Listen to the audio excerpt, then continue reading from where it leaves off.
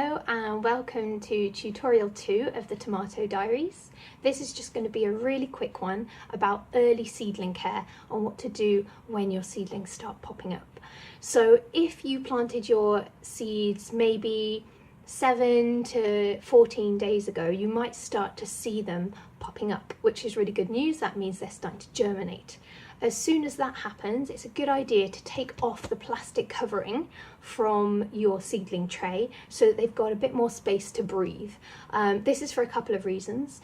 If your seedlings get too damp, something can happen called damping off, which means they don't develop proper root systems and they'll just start to flop over and die, and you don't want that to happen. So give them some air, give them a bit of space, and that should be better for them. So this is what my seedlings are looking like after 14 days.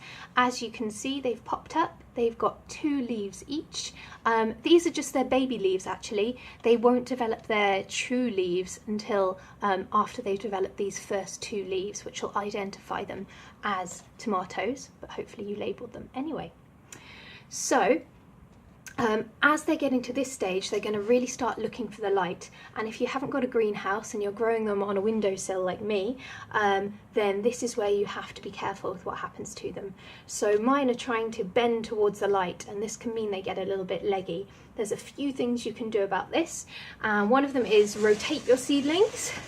So keep moving them around so that they are bending the other way, and they'll straighten up a bit. But this is only a temporary fix really. It means that they do need a bit more light. Something I tend to do is have them one side of the house in the morning by a windowsill that gets the morning sunlight, and then in the afternoon I'll take them over to the other side of the house so they get the afternoon sun.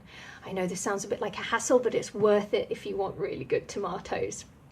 Another little thing I could do actually is now and again give them a little bit of a breeze, either on a warmish day by opening the window next to them, or just by blowing on them.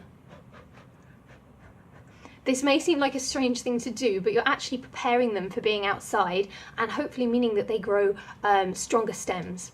So giving them a little bit of a breeze now and again is going to help their development. And I think that's it really. So at this stage, just make sure they're getting as much sunlight as possible.